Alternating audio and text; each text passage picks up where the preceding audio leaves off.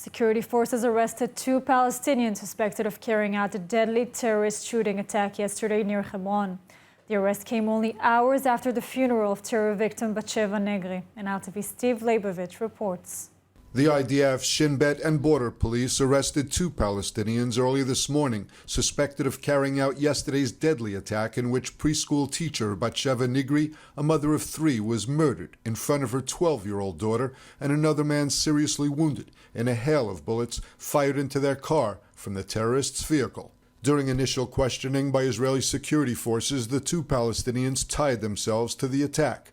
The weapon used in the attack was seized by Israeli forces. It was quick and efficient work by the security forces, who launched a manhunt for the suspects following the attack and closed off a number of roads in the area, questioning Palestinians entering and leaving the city. The IDF had a description of the suspected vehicle used by the gunmen to carry out the terror attack. A lead came when security forces found the burned-out vehicle near the Palestinian town of Khalkhul, which matched the description of the car.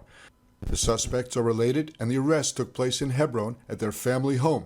It remains unclear if the suspects are connected to a terrorist organization.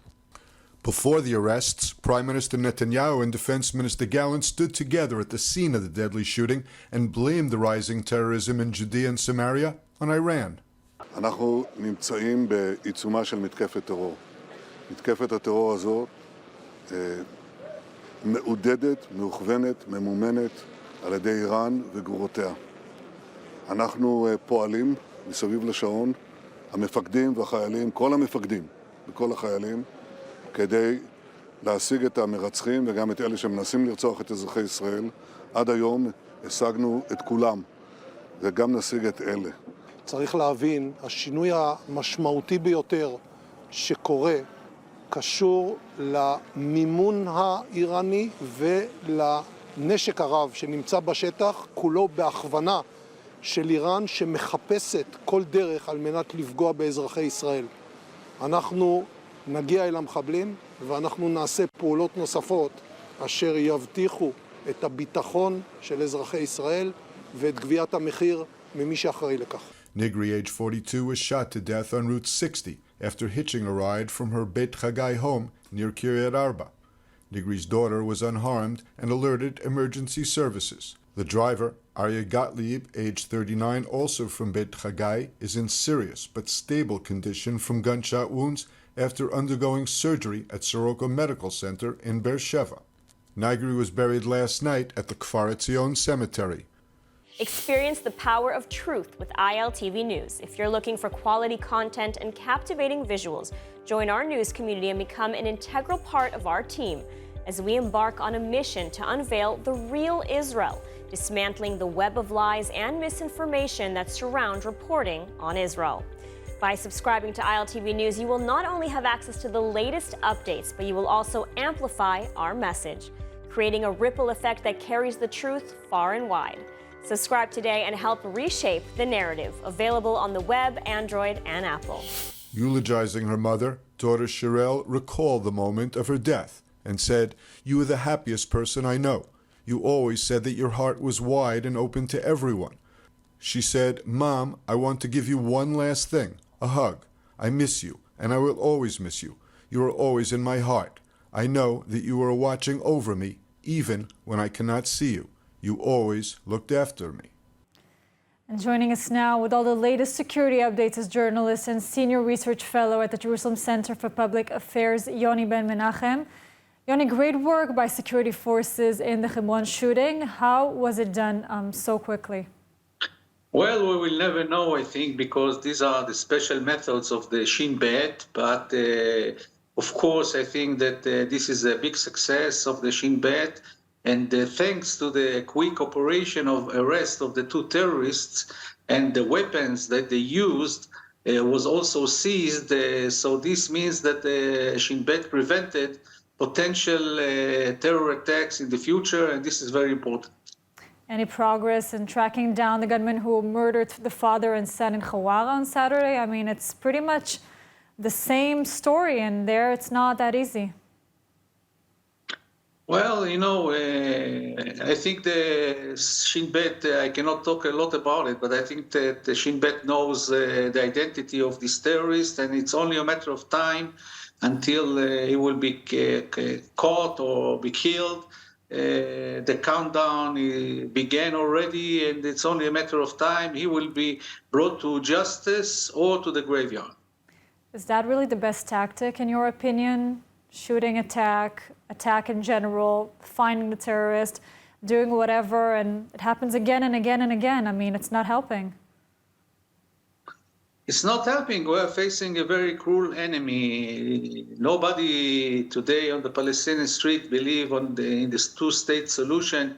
The Palestinian street, according to the Palestinian public opinion polls, have changed dramatically, and most of the Palestinians today, they don't believe in the two-state solution, and they want to have a jihad against Israel. So in such a situation, there is no other choice but to fight for your life, because the Palestinian terror organizations, encouraged and supported by Iran, they simply want to destroy the state of Israel and take control over what they call all of Palestine, from the Mediterranean Sea to the Jordan River. So I don't see anything than just continue this bloody struggle, because there's no political horizon, there's no political option, and the situation is very, very bad. You're definitely bringing me to my next point. Prime Minister Netanyahu and Defense Minister Gallant, they were both on the scene of yesterday's attack, and they made a point of really fingering Iran. Security forces don't even know if the government were part of a terror group or operated alone. Where does Iran come in here? Actually, this is not such a new story, because right after the operation of the Guardian of the Walls in Gaza Strip on May 2021, we saw a big Iranian influence on what is happening in the West Bank, especially in the Samaria area.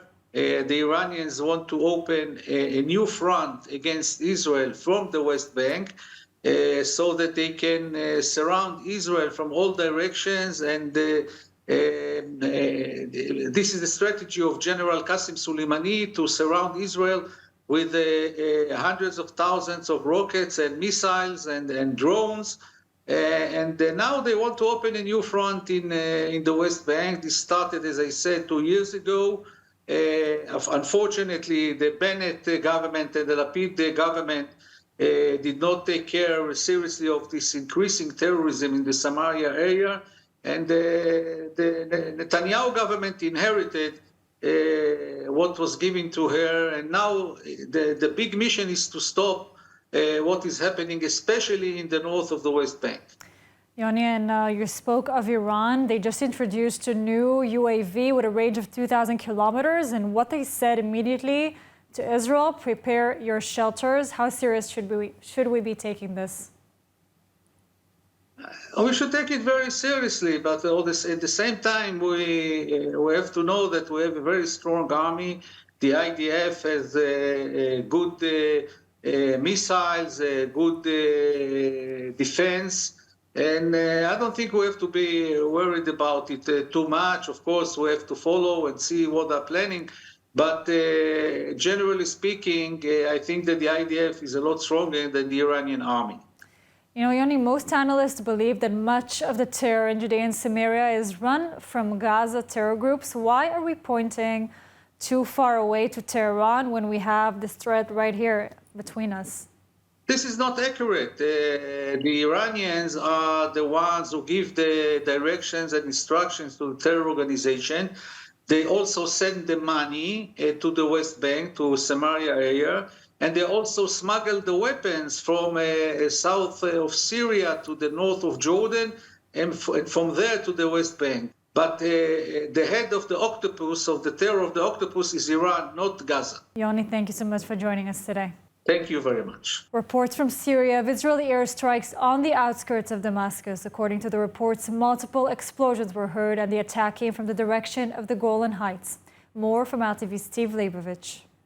According to foreign reports, this was the 23rd Israeli strike in Syria since the beginning of the year, generally targeting pro-Iranian militias operating with Syrian consent. Syrian air defense systems were activated in response to the alleged Israeli attack, attempting to intercept the incoming missiles. Saudi TV claimed that the Israeli attack was against an Iranian arms shipment that had arrived at Damascus airport before the convoy had departed. According to Syrian reports, the Israeli strike targeted an area near Damascus airport and the Al-Kiswa region. Both Israel is alleged to have attacked several times in the past. Both locations are known sites used by Iranian and Hezbollah operatives in the region using the infrastructure of the Syrian army. In a separate security incident, the Iron Dome air defense system shot down an unidentified aircraft flying over the Gaza Strip for a second day in a row. The UAV was identified as flying toward Israeli airspace from Gaza, but was downed before crossing the border.